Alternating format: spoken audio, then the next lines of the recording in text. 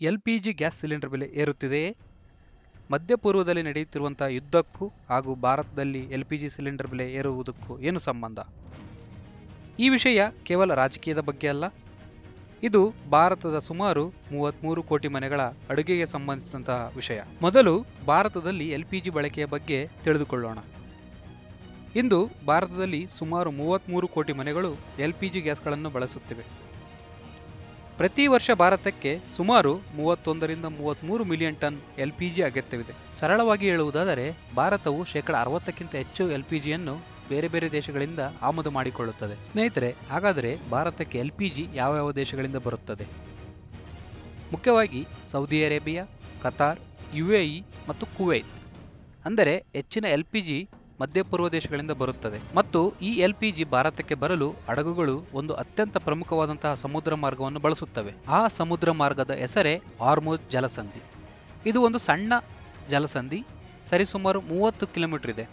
ಈ ಸಣ್ಣ ಸಮುದ್ರ ದಾರಿಯಿಂದಲೇ ಭಾರತ ಸರಿಸುಮಾರು 85 ರಿಂದ 90% ಎಲ್‌ಪಿಜಿಯನ್ನು ಆಮದು ಮಾಡಿಕೊಳ್ಳುತ್ತದೆ. ಅಂದರೆ ಈ ದಾರಿಯಲ್ಲಿ ಯಾವುದಾದರೂ ಒಂದು ಸಮಸ್ಯೆ ಬಂದರೆ ಭಾರತಕ್ಕೆ ಎಲ್‌ಪಿಜಿ ಸರಬರಾಜಿನಲ್ಲಿ ಒಂದು ದೊಡ್ಡ ಮಟ್ಟದ ಸಮಸ್ಯೆ ಆಗುತ್ತದೆ.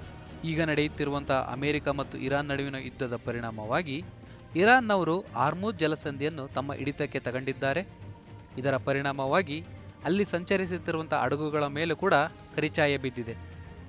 ಆದ ಕಾರಣ ನಮ್ಮ ದೇಶದ ಎಲ್‌ಪಿಜಿ ಸರಬರಾಜಿನಲ್ಲಿ ತುಂಬ ವ್ಯತ್ಯಯವಾಗಿದೆ. ಇತ್ತೀಚಿನ ಕೆಲವು ವರದಿಗಳ ಪ್ರಕಾರ ಹಾರ್ಮುಜ್ ಜಲಸಂಧಿಯಲ್ಲಿ ಯಾವುದೇ ಹಡಗುಗಳ ಸಂಚಾರವಾಗುತ್ತಿಲ್ಲ.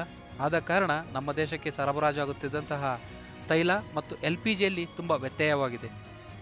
ಒಂದು ಸಂತೋಷದ ವಿಷಯವೇನೆಂದರೆ ಇತ್ತೀಚೆಗೆ ಒಂದು ತೈಲ ತುಂಬಿದ ಹಡಗು ಇರಾನ್ನ ಕಣ್ತಪ್ಪಿಸಿ ಮುಂಬೈ ಬಂದರಿಗೆ ಬಂದು ತಲುಪಿದೆ. ಅದೇ ರೀತಿ ಇನ್ನೆರಡು ಎಲ್‌ಪಿಜಿ ತುಂಬಿದಂಥ ಹಡಗುಗಳು ಇರಾನ್ನ ಅನುಮತಿಯೊಂದಿಗೆ ಭಾರತಕ್ಕೆ ಬರಲು ಸಜ್ಜಾಗಿವೆ. ಈ ಕಠಿಣ ಸಮಯದಲ್ಲಿ ಭಾರತ ಸರ್ಕಾರವು ಹಲವು ಕ್ರಮಗಳನ್ನು ತೆಗೆದುಕೊಂಡಿದೆ. ಅದೇನೆಂದರೆ ಭಾರತದಲ್ಲಿರುವಂಥ ರಿಫೈನರಿಗಳಿಗೆ ಸೂಚನೆ ನೀಡಿ ಎಲ್‌ಪಿಜಿ ಉತ್ಪಾದನೆಯನ್ನು ಸರಿಸುಮಾರು 30% ಹೆಚ್ಚಿಸಲಾಗಿದೆ.